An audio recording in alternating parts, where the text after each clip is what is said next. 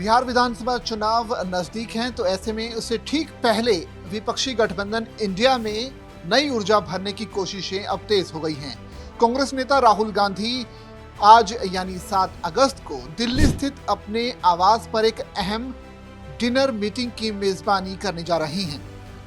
विपक्ष के बड़े नेता इस डिनर में शामिल होंगे। इस मीटिंग का उद्देश्य आगामी बिहार चुनाव तो है ही, साथ ही उपराष्ट्रपति का चुनाव भी इस मीटिंग का मुख्य एजेंडा है। इसके अलावा उपराष्ट्रपति चुनाव के लिए जो साझा उम्मीदवार है उस पर भी चर्चा हो सकती है। साथ ही बिहार में चुनावी मतदाता लिस्ट की जो विशेष गहन पुनरीक्षण है यानी SIR, इस प्रक्रिया को लेकर भी चुनाव आयोग के खिलाफ एक साझा रणनीति बनाने पर बात हो सकती है। अब सवाल ये उठता है कि राहुल गांधी ने डिनर डिप्लोमेसी की पहल क्यों की है। दरअसल लोकसभा चुनाव के बाद से इंडिया गठबंधन बिखरा बिखरा सा नजर आ रहा था। कई दलों ने कांग्रेस पर निष्क्रियता और नेतृत्व की कमी के आरोप लगाए थे, लेकिन अब राहुल गांधी और मल्लिकार्जुन खड़गे ने एक बार फिर से विपक्ष को एकजुट करने की कोशिश शुरू कर दी है और इसी कड़ी में ये डिनर डिप्लोमेसी है। संसद के मॉनसून सत्र से पहले विपक्षी दलों की ऑनलाइन मीटिंग, फिर संसद के भीतर समन्वय और अब ये डिनर मीटिंग, ये सारे संकेत हैं कि कांग्रेस अब एक्टिव मोड में नजर आ रही है।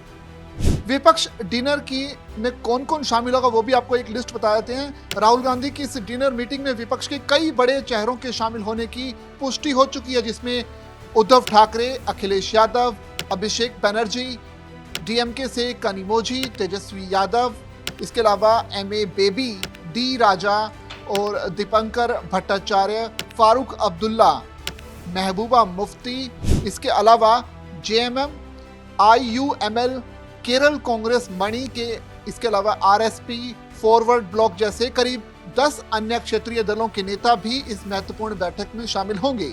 सोनिया गांधी, प्रियंका गांधी और कांग्रेस अध्यक्ष मल्लिकार्जुन खड़गे इस डिनर में शामिल होंगे। साथ ही कांग्रेस शासित राज्यों के मुख्यमंत्री भी इस बैठक में हिस्सा ले सकते हैं। इसके अलावा कुछ लीडर्स ऐसे भी हैं जो इस डिनर में शामिल नहीं होंगे, जिसमें तमिलनाडु के मुख्यमंत्री MK स्टालिन की तबीयत ठीक नहीं होने की वजह से वो उनका आना इस मीटिंग में संभव नहीं है। इसके अलावा आम आदमी पार्टी पहले ही गठबंधन से दूरी बना चुकी है, तो वो भी इसमें शामिल नहीं होंगे। इसके अलावा TMC के कुछ नेताओं की स्थिति भी फिलहाल स्पष्ट नहीं है। खास बात यह है कि इस डिनर मीटिंग के अगले दिन यानी 8 अगस्त को इंडिया गठबंधन के नेता एकजुट होकर दिल्ली में चुनाव आयोग के दफ्तर तक विरोध मार्च भी निकालेंगे। ये मार्च विपक्षी दलों की ओर से SIR के खिलाफ एक सशक्त संदेश होगा, जिसमें वो इस प्रक्रिया को लोकतांत्रिक अधिकारों पर हमला बता रहे हैं। राजनीतिक विशेषज्ञों की माने तो ये डिनर सिर्फ एक औपचारिक बैठक नहीं है, बल्कि विपक्ष की नई दिशा तय करने वाला एक महत्वपूर्ण राजनीतिक घटनाक्रम भी है। उपराष्ट्रपति चुनाव, SIR पर विरोध और संसद में समन्वय, इन तीनों मोर्चों पर साझा रणनीति बनाना अब जरूरी है, क्योंकि विपक्ष का मानना है कि लोकतंत्र के मौजूदा स्वरूप पर सवाल खड़े हो चुके हैं। राहुल गांधी की डिनर डिप्लोमेसी ने एक बार फिर से विपक्ष को एक मंच पर लाने की उम्मीदें जगा दी हैं।